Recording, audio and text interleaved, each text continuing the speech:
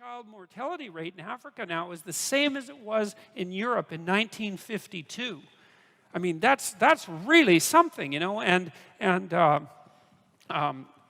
longevity rates have increased tremendously in Africa. And we're kicking the slats out of some major diseases. Polio's pretty much gone.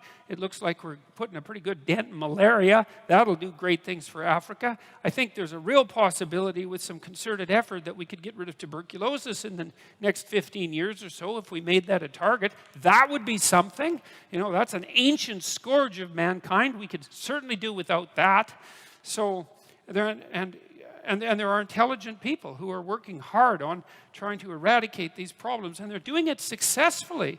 And so, I'm not in favor of the whole there's something wrong with humanity and we're a scourge on the bloody planet, and it would be better off if there were fewer of us, and the whole planet would be thriving if there were none of us at all. I think that there's something unbelievably dangerous about that attitude, and I think it's ungrateful and unfair and unsympathetic and ungrateful and non-empathetic, because I really do see that, I don't know a lot about human history because, God, there's a lot of history to know about, and the more you know about human history, the more you know that there's just endless details that you have no idea about. But if you do a reasonable overview, you do see that it's a bloody mess, that it's privation and war and catastrophe and brutality and struggle and strife and difficulty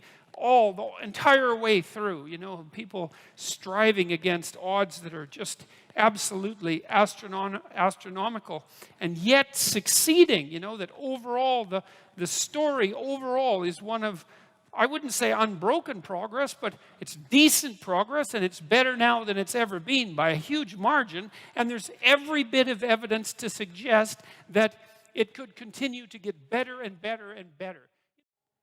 We're basically living longer, and we're living healthier, and we're smarter than we were because we're much more, our nutritional levels are higher than they were because we're not starving, especially the people at the bottom end. And, we're educating people all over the world. So anyways, that's all good news. It's all good news, man.